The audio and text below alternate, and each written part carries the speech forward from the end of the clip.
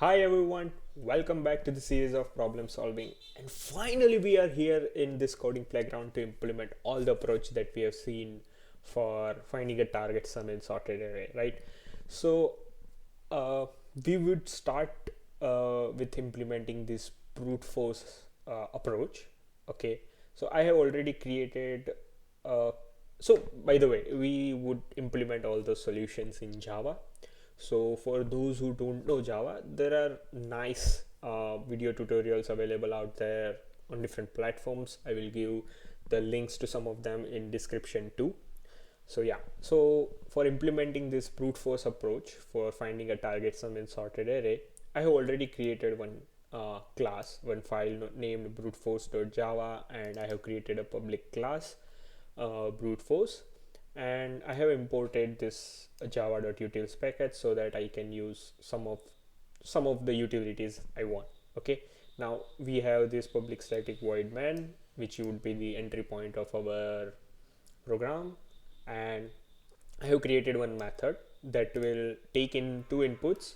One is this array, which we are assuming a sorted array, and another one is this target sum. And what we need to do is we need to return this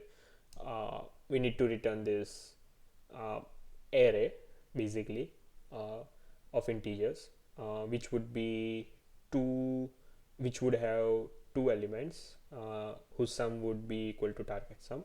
So if we find such pair, we would return with those elements. If we don't find, we would return an empty array, right? So let us just prepare our public static void main method, and then we will move on to implement this find target sum in sorted array method with brute force approach. So firstly, what I need to do is I need to prepare that sorted array, correct? So let us do that. So uh, this is a sorted array. So the values that we saw in theoretical sessions was 5, 8, 9, 10, 12, 15, and I also need target sum. So the target sum we had was of 19. Now for solving this problem, I need to call this method find target sum in sorted array, right? Now it is non-static method, so but I am here in static void main. So to call a non-static method, I need to create an object of this brute force class. So let me do that.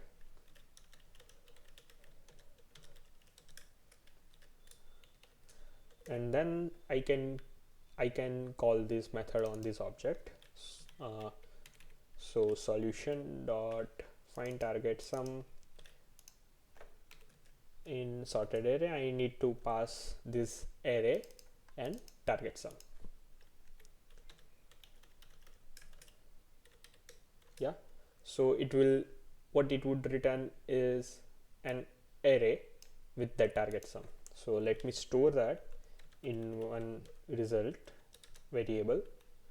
Okay, so I need to output something in sysout, so I can check that if the length of this result is greater than 0, which means that I would have that pair, right? So I can output that. By the way, you guys would have noticed that I am not using any IDE over here, and I am simply using this gedit of Linux because in real interviews you have to solve your give solution on whiteboard, or in Word file or Google Docs or like that. So uh, from beginning only, if we have this practice of implementing solutions in Notepad or gedit, then and without using any IDE, then it would be nice. So yeah, I am using this gedit. So yeah, println, I will say that we got pair. with target sum, and it is dot dot dot,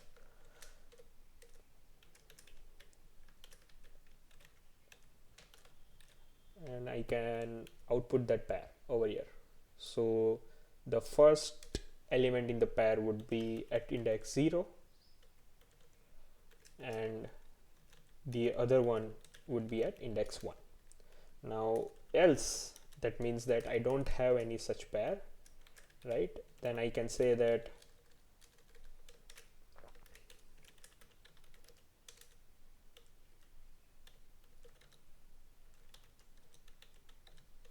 any pair, we can say that we didn't find any pair with target sum. Okay, so this is all about a boilerplate code that we had to write, right? We didn't really solve this problem. We are preparing our input, and we were just printing the output in sysout, right? So let's solve this problem, right? So to solve that problem, I need to implement this method find target sum in sorted array.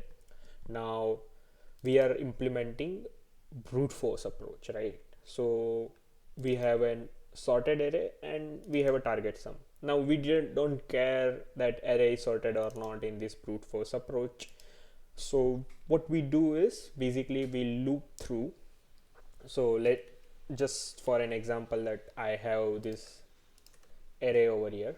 Okay, now I take one value, I start from the first and loop through the remaining array and see that the sum of both the elements is equal to my target sum. Then I return both the elements, and I keep on doing for each and every element. So for going to each and every element, I will need one for loop. So for int I is equal to 0, so I will start from the first element and I will go till n, right? So I will go till I is less than array dot length.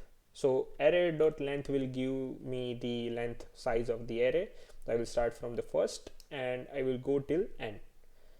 And okay, so I plus plus, so I will keep on incrementing. I will start from first, then second, then third, and so on. Okay, now so at a particular point I am at first element. Now what I will do is I will start from the next element and I will loop through the entire array again. So for that I need one more for loop. So int j is equal to I plus 1. Now I won't start from the beginning itself. Okay, I will start from the next element. So let's say if I am done for 5 and 8 and my I is right now 2, okay, which means it is pointing at 9, then I have already seen the pair of 5 and 9 and 8 and 9 when I was traversing for 5 and 8. So in the inner loop I won't start again from the beginning. I will start from the next element. Okay, so wherever I am, I will start from the next element. So I will do from I plus 1. So now till what point I will loop? I will loop until the end of the array. So array dot length,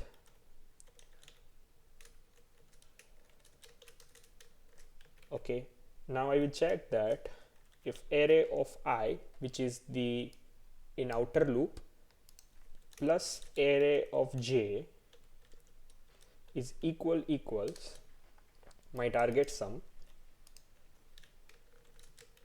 then I got the pair, correct? So let's say I am at 9 and I am now my I is at 9, which means it is 2, and my j is 3 there, so it is pointing to 10. Now if the sum is equal to target sum, then I can return directly from there, right? So I will return both those elements.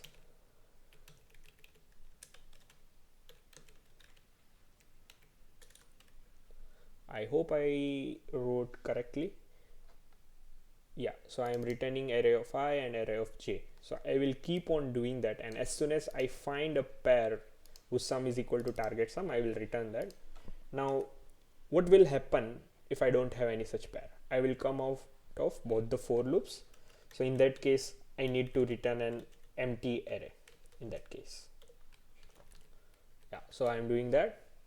I have, if I come out of both the for loops, which means I don't have any such sum, then I will come out of an I will come out and I will return an empty array. Okay, so I guess we have implemented this brute force solution. Now let's compile and see that if there are any errors or not. So I am a common coder and there might be some errors, so forgive me for that. I'm not super genius. Oh, I have too many errors. Turns out I misspelled println. Let me do that. Let me correct that. So println, I missed an, and it gave me so many errors. So yeah, just a note over here, don't be afraid of your errors and try to solve them. It's telling me cannot find symbol, system.out.print. Yeah, again over there.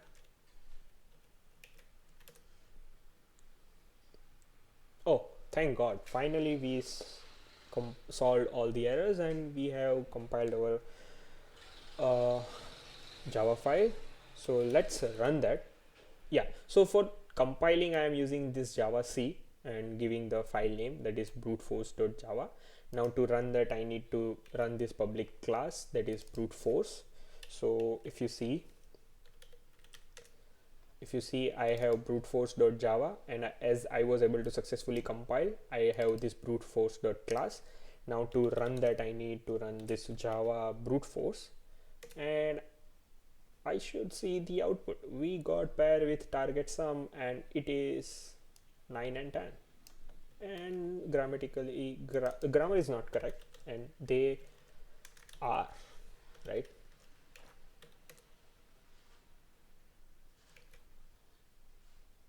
We got a pair with target sum, and let's say that pair is okay. Now you can see that my output is not changing. The reason is I need to compile it again, right? Yeah, so we got a pair with target sum and that pair is 9 and 10. Let us give some target sum where we cannot find that pair, right? So if you see, I don't have a pair with a sum of 30. Then if I do that, if I compile again, then we would see that we didn't find any pair with target sum, right? Seems like we were able to successfully implement this brute force solution after facing lots of errors and grammar mistakes. We are finally able to solve that. So time complexity of this problem is O of n square, and space complexity of this solution is O of 1. Yeah, so instead of writing over there, let me write on top of over here, right? Yeah, so finally we have implemented this brute force approach. Now let's move on to implement a more better solution, that is 2 pointers pattern. Okay, so see you again to solve that problem. Thank you.